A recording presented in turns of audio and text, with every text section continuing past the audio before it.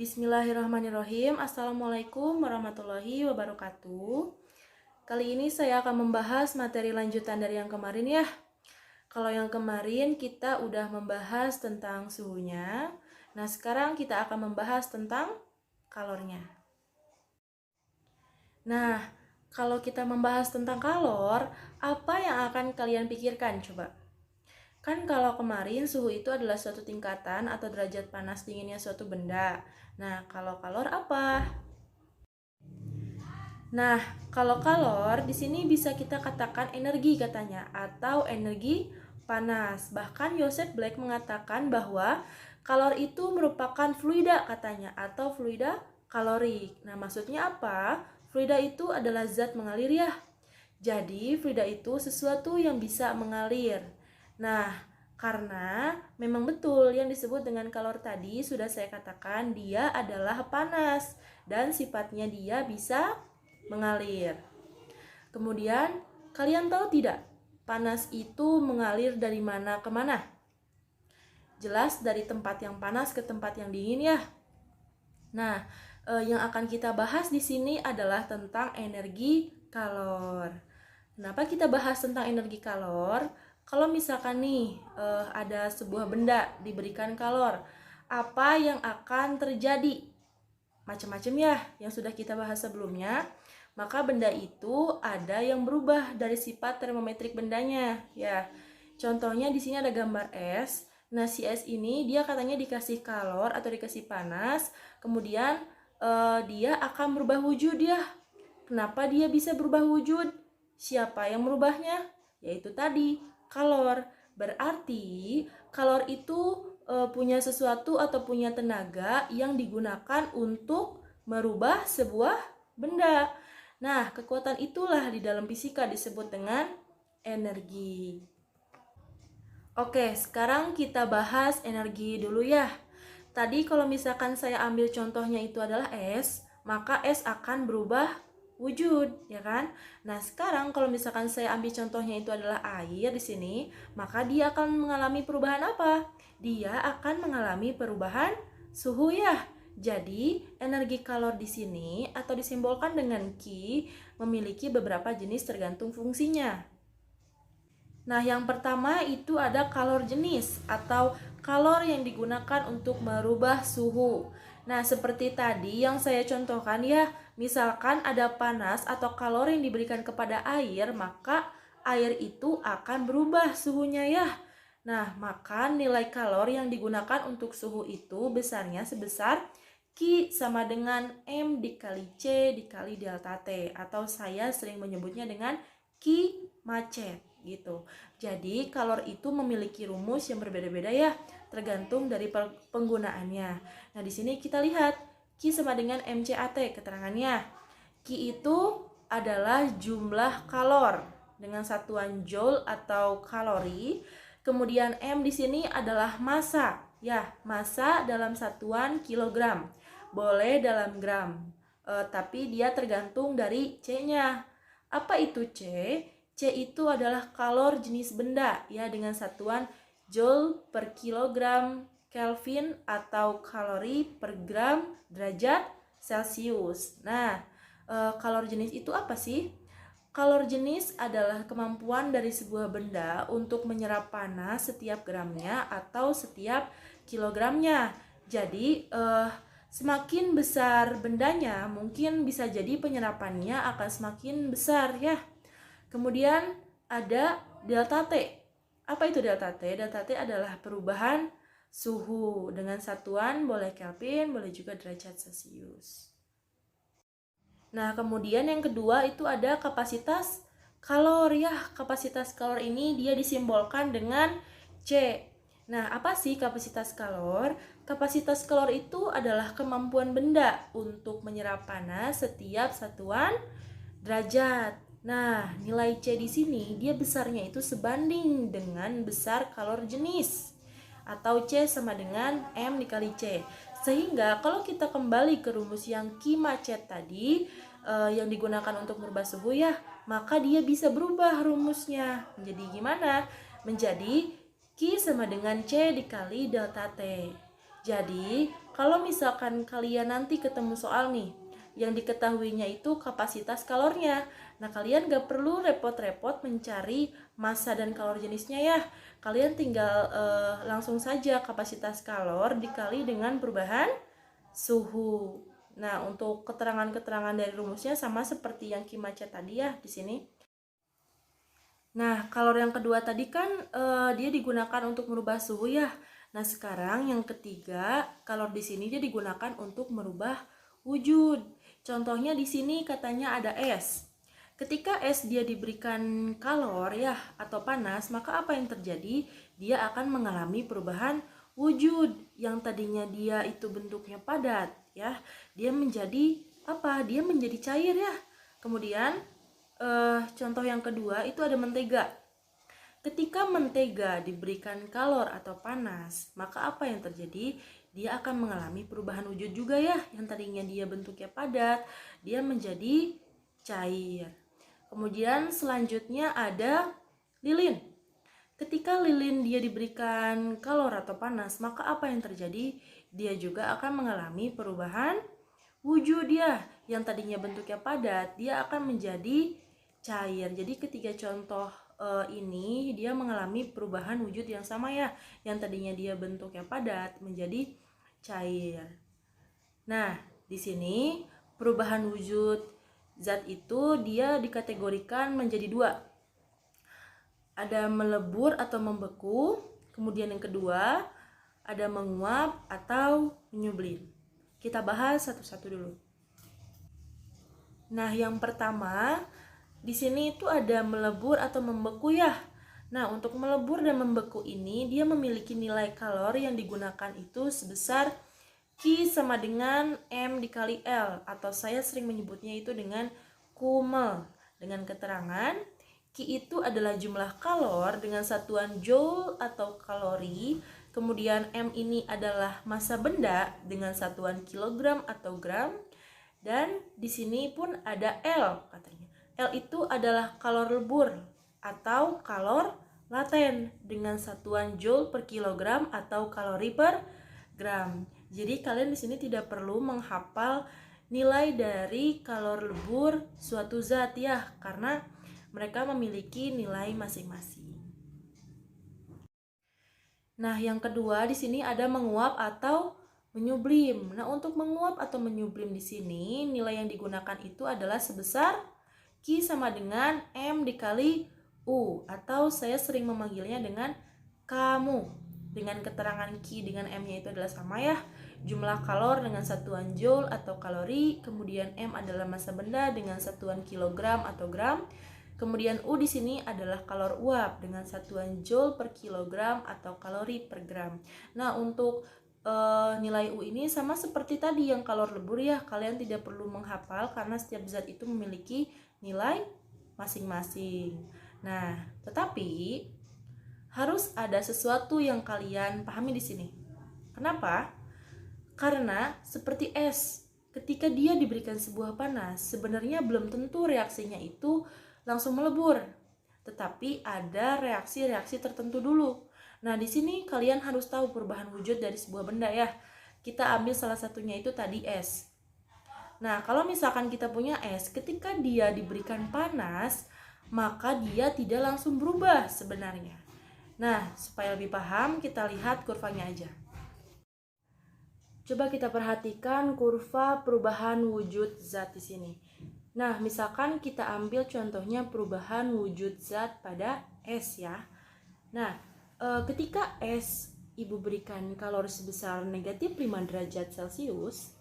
Nah, di sini negatif 5 derajat Celcius. Kemudian, ketika es ini diberikan kalor, maka es akan naik suhunya dari negatif 5 derajat menjadi 0 derajat Celcius ya. Jadi di sini ada Q1, di mana Q1 itu adalah kalori yang digunakan untuk menaikkan suhu. Nah, rumus yang digunakan itu adalah apa tadi yang sudah kita jelaskan ya. Q sama dengan MC dikali delta T. Nah, setelah mencapai suhu 0 derajat Celcius, maka es akan melebur menjadi air yang suhunya 0 derajat Celcius. Nah, di sini proses peleburan es menjadi air. Maka di sini berlaku rumus Q sama dengan M dikali L, di mana L adalah kalor lebur es. Nah, kita sebut di sini adalah Q2. Nah, kalau kemudian kalor terus diberikan, maka air yang 0 derajat Celcius ini akan naik suhunya. Ya, dia akan naik suhunya. Kemudian kita sebut ini dengan Q3.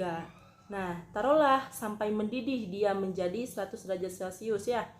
Maka di sini Q3 adalah kalor yang digunakan untuk menaikkan suhu, sehingga rumusnya itu adalah tadi rumus untuk menaikkan suhu apa? Q sama dengan MC dikali delta T atau Q macet. Nah, kalor air 100 derajat Celcius ini terus diberikan kalor ya. Kalau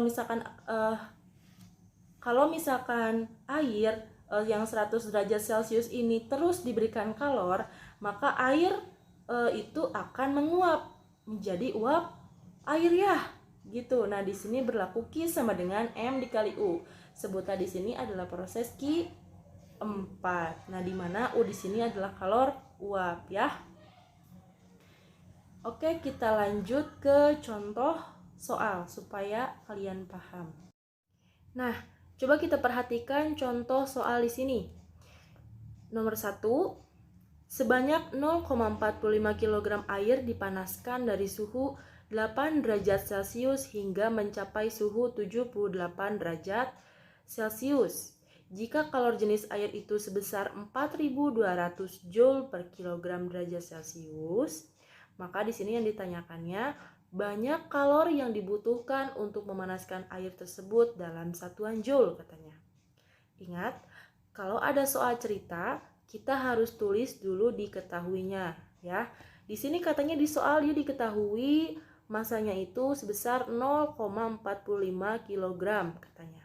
Kita tulis M-nya itu adalah 0,45. Kemudian di sini suhu awalnya itu 8 derajat Celcius. Kemudian suhu airnya itu 78 derajat Celcius, maka perubahan suhunya itu sebesar 70 derajat Celcius ya, 78 dikurangin 8. Kemudian di sini kalor jenis airnya itu dia sebesar 4.200 Joule per kilogram derajat Celcius. Nah, katanya di sini yang ditanyakannya itu adalah banyak kalor ya. Oh iya, ingat, hati-hati dalam membedakan kalor jenis dan banyak kalor. Nah, kalau kalor jenis, satuannya itu adalah Joule per kilogram derajat Celcius. Nah, kalau banyak kalor, itu satuannya adalah Joule. Nah, sekarang kita lanjut ke penyelesaiannya. Nah, cara penyelesaiannya, karena yang ditanyakannya itu adalah banyak kalor atau Q, maka kita tinggal langsung saja masukkan rumus perubahan suhu ya.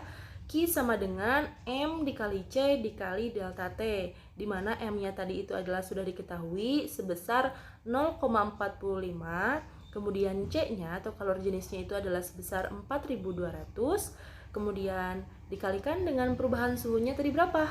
70 derajat ya. Maka didapat hasilnya di sini adalah 132.300 Joule. Jadi, banyaknya kalori yang dibutuhkan untuk memanaskan air itu sebanyak 132.300 Joule. Nah, kita lanjut ke soal berikutnya. Kita lanjut ke soal nomor 2. Di sini katanya, Feli memanaskan 600 gram air dari suhu 10 derajat Celcius sampai dengan 100 derajat Celcius. Pertanyaannya, hitunglah banyak kalor yang diperlukan untuk memanaskan air tersebut katanya. Nah, sudah Ibu jelaskan kan tadi, kalau kalor jenis itu pasti sudah dicantumkan karena mereka mempunyai nilai masing-masing ya. Dimana di sini katanya diketahui kalor jenis airnya itu adalah 4.200 Joule per kilogram derajat Celcius. Nah, diketahui di soal itu apa di sini? Masanya katanya 600 gram. Sedangkan kalor jenisnya ini adalah satuannya Joule per kilogram. Seperti yang Ibu sebutkan tadi ya, di mana massa itu dia tergantung pada C-nya atau kalor jenisnya. Berarti si massa ini kita ubah ke dalam kilogram. 600 gram ke dalam kilogram berarti itu dibagi 1000 ya. 600 dibagi 1000 itu sebesar 0,6 kilogram. Nah, didapatlah M-nya 0,6 kilogram. Kemudian dia suhunya itu awalnya itu 10 derajat Celcius. Kemudian suhu airnya 100 derajat Celcius. Maka didapat perubahan suhunya itu 100 dikurangi 10 adalah 90 derajat Celcius. Kemudian kalau jenis airnya sudah diketahui ya, 4200 Joule per kilogram derajat Celcius. Nah, yang ditanyakan apa? Banyaknya kalor, yaitu Q. Bagaimana cara penyelesaiannya? Nah, di sini sama berarti ya kayak yang soal nomor 1, yaitu Q sama dengan M dikali C dikali delta T, di mana M-nya tadi sudah kita ubah yaitu sebesar 0,6, kemudian C-nya itu sudah ada sebesar 4200. Nah, kemudian delta T-nya kita dapat 90 derajat. Didapatlah banyaknya kalor atau Q itu sama dengan 226.800 Joule. Kesimpulannya apa? Jadi banyaknya kalor yang dibutuhkan untuk memanaskan air itu sebanyak 226.800 Joule.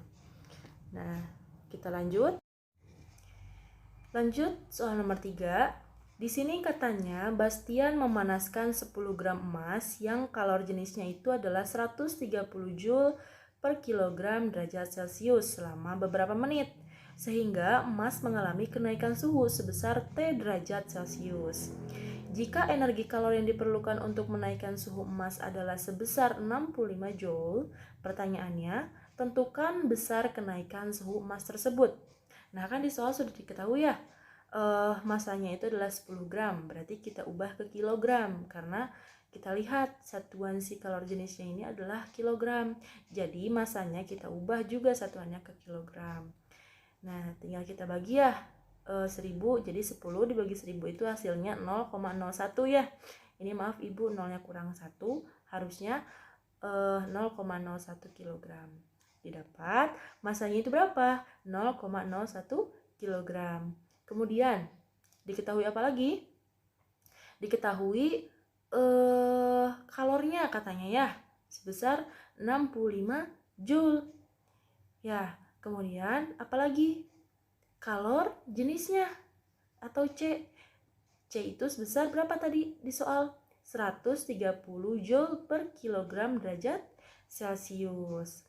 Nah, yang ditanyakannya apa? Yang ditanyakannya itu adalah kenaikan suhunya atau delta T. Nah, bagaimana cara penyelesaiannya?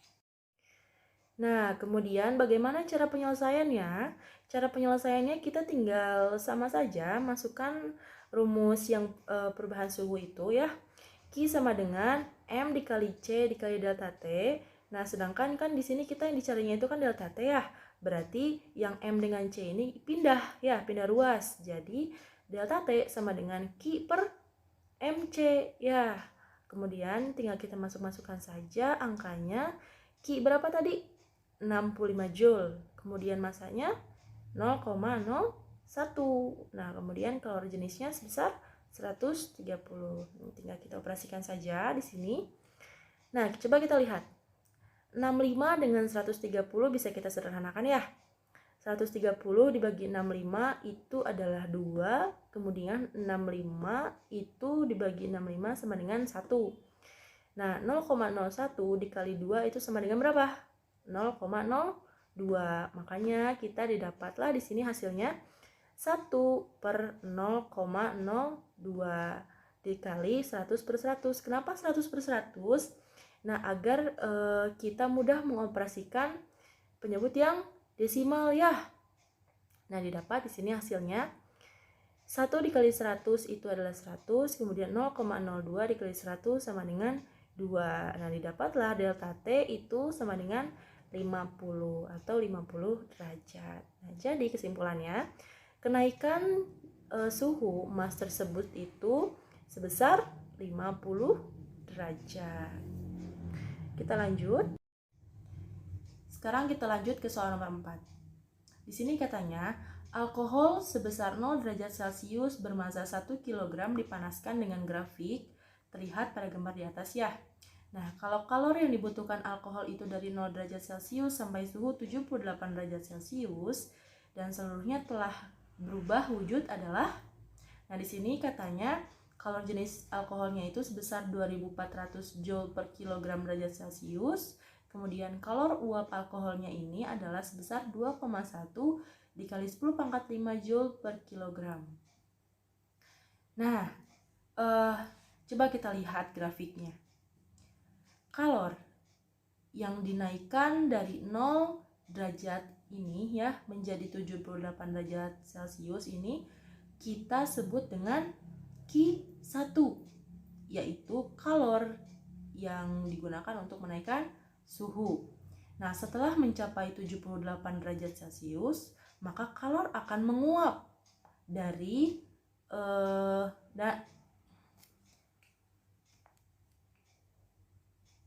Nah, di sini kita sebut dengan Q2, yaitu kalor untuk merubah wujud. Nah, berarti diketahui di sini di dalam soal adalah masanya itu kan tadi 1 kg.